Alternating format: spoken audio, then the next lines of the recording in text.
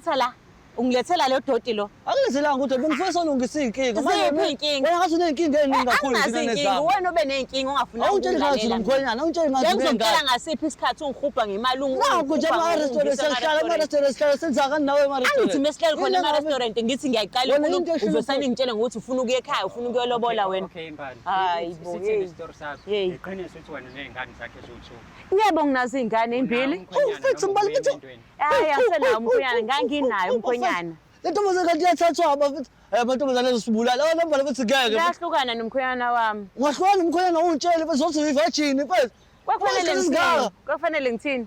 Wena manje iqiniso ngizazi nami ngizomaphi mfethu. Wena ngincelisanga mina izingane zami ngincincelisa ngawulibona nawe ngithi ibele ukuthi limile liyakhomba. Kwakufanele ngenze njani? Kamanje uyikhulumela iqiniso ngazi nginami sikimiphi ingalo ngiya all out. Hayibo, kwangeke kwenzeke nakho ke silanje ngamanje. Senze njani ngoba silanje ngamanje? Isiphi isixazululo sakho? Mina into engiyidinga manje imali yami. Hayi imali. Eyitolo kusho ukuthi uyolanda phela la ngangithenga khona. Angishele mina ngiyethesela yona. Awu ngeke. Ngeke kulungeke emkhulu lokho. Sengamele kuguquziswane khona la phansi. Akumele siyilungise sibone ukuthi azilungi. Ulithonile manje iqiniso ngombali wakho. Uphethe ifoni yakho mhlawumbe wayithenga ngemali yakho. Uyambona nje muhle umbali, muhle. Muhle Mina wonke bafu. Mombuka ngoba hayi. Ungadediseki mfo. Uyaqhubeka na umbali noma cha? Angeke bafu nasebusenga bazongibulala ekhaya. Ngeke mfethu. Abazothina umchumisa engifana nomuntu owenza nje mfethu. Hayi kusho ukuthi abakuthelelele upoison ufeke. Kodwa manje bafu uyazi ngiphatha kabi. Wozala ngihlebele mfethu nje. Ambu 18,000. Hayi bona-ke nawe mfethu ungitshele ngo-18,000 ngabe ulungisa inkinga zami ngitshela ngo-18,000. Kanti umuntu onjani uyalungisa noma uyabhidlisa wena? Ngikhuluma nawe hlebe la siyakhuluma nasibawuthathu la. La lesikole sakho lesingivimbile. Hey yabona nje. Wena ucabanga ukwenzani kanti? Yini ocabanga ukuyenza? Ngeke ulunge, ngeke nje izilunge leyo nto yakho icabangayo. Yebo. Wena umuntu ozasethekwini mabrad. Wena umuntu ozasethekwini. Umoya.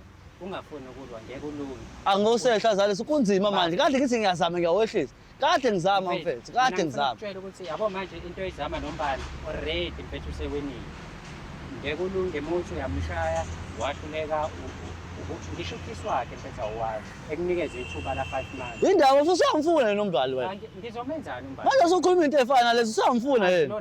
Noma mhlawumbe khona senihlanga. Talking about umjolo show khumbula ukuthi we partnered with EasyBet. Lokho ke ukutshela ukuthi you can sign up, you can get 50 rand sign up bonus ngokusebenzisa icode ewumjolo.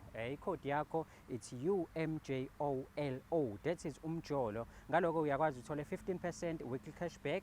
Uthole 50 rand sign up bonus uphinde futhi uthole 150 first deposit match ngokusebenzisa nje icode lengikutshela yona umjolo UMJOLO.